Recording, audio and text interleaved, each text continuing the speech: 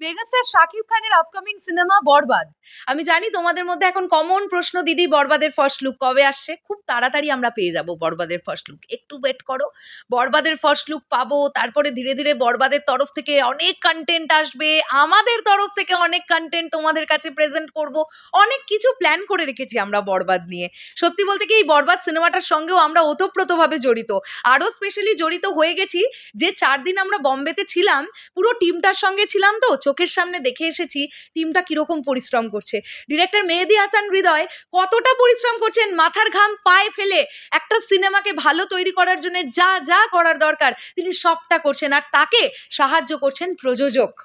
Definitely বলতে হবে এটা অবশ্যই, একজন প্রডিউসার ছাড়া তো একটা সিনেমা নির্মাণ হয় না। আর দ্য মেগাস্টার শাকিব খানের ডেডিকেশন দেখে এসছি আবার একবার। এক টানা 18 ঘন্টা 19 ঘন্টা শর্ট দিচ্ছেন, বাপ রে বাপ। এখন এই ভিডিওতে যে বিষয়টা নিয়ে কথা বলবো, বরবাদ সিনেমাতে এমন কিছু ক্যামেরার ইউজ হচ্ছে যা এর আগে কোনোদিন কোনো বাংলাদেশি সিনেমায় ইউজই হয়নি। বন্ধুরা, একটা বিষয় আমাদের মাথায় রাখতে হবে, মনে আছে তোমাদের যে তুফানের সময় আমরা সিনেবট ক্যামেরার ইউজ দেখতে পেয়েছিলাম?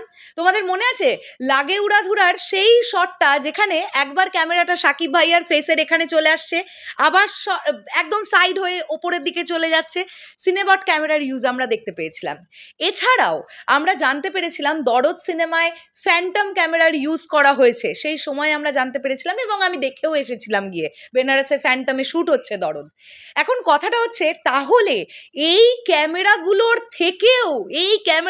থেকেও দামি কোনো ক্যামেরা, আরো আরো আরো ব্যয়বহুল ক্যামেরা, আরো ভালো কিছু ক্যামেরা দিয়ে বরবাদ সিনেমার শুটিং হচ্ছে। এটা আমি তো দেখে এসেছি। আমার কথা বিশ্বাস যদি নাও করো, চলো মিশা সওদাগরজির কথা বিশ্বাস করবে তো।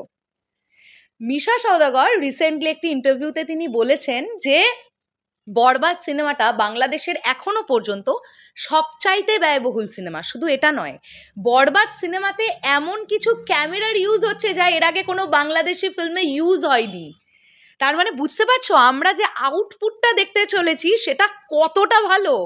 এবং একজন ডিরেক্টর বা একজন ডিওপি, তারা দুজন ডিসকাস করে একটা শর্ত নেন যে এভাবে ডিরেক্টর এভাবে দেখছেন এই সিনটাকে, ডিওপি সেটা তার সঙ্গে একসঙ্গে হয়ে যে এটা এরকম হলে হ্যাঁ একদম আপনি পারফেক্ট বলেছেন।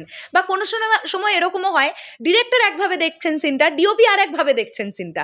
তিনি হয়তো বললেন ডিরেক্টরকে যে এটা একটু করে দেখুন না, চলুন না আমরা একটু এটা করে দেখি এটা কেমন হয়। যেহেতু বরবাদের ডিওপি হিসেবে শৈলেশ আওয়াস্তি কাজ করছেন, যিনি এর আগে অনেক বলিউড ফিল্মে কাজ করেছেন, বাংলা সিনেমাতেও কাজ করেছেন, রিসেন্টলি তিনি কলকাতা থেকেও কাজ করে গেছেন, দেবদার খাদান সিনেমার ডিওপি ছিলেন তিনি। সো শৈলেশজি যখন ডিওপি হিসেবে আছেন তখন সিনেমাটোগ্রাফি খুব ভালো হবে, এটা নিয়ে তোমরা কেউ ডাউটই রেখো না।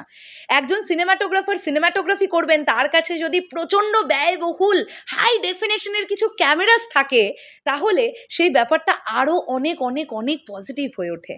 তোমরা বুঝে যাবে।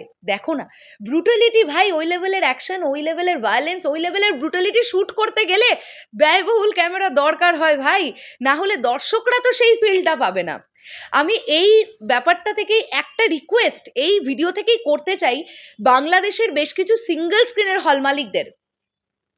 বরবাদ একটা এমন সিনেমা হতে যাচ্ছে না যেটা একদম হাঁ করে তাকিয়ে দেখবার সিনেমা, তাই আপনারা এখন থেকে প্রিপেয়ার্ড হন যে আপনারা আপনাদের সিনেমা হলের পর্দাগুলোকে ঠিক করবেন। আপনাদের যদি কাছে ভালো প্রজেক্টর না থাকে, আপনারা ভালো প্রজেক্টর দিয়ে সিনেমাটাকে দেখাবেন, যাতে দর্শকেরা অ্যাটলিস্ট শান্তি পায়। সিনেমাটা তো অনেক কষ্ট করে নির্মাণ হয়, তো অডিয়েন্সকে সেই অরিজিনাল সিনেমাটা দেখবার সুযোগ করে দিন।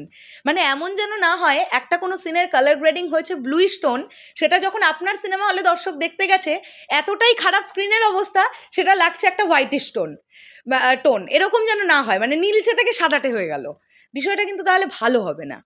হ্যাঁ, তো যাই হোক, শেষ করলাম ভিডিওটা। বরবাদ নিয়ে প্রচুর আশা আমাদের, প্রচুর প্রচুর, মানে ভীষণ এক্সপেকটেশন বরবাদ নিয়ে। আর আমি আশা রাখবো বরবাদ টিম এই এক্সপেকটেশন আমাদের ফুলফিল করে দেবে, কারণ তারা নিজেরা খুব কনফিডেন্ট।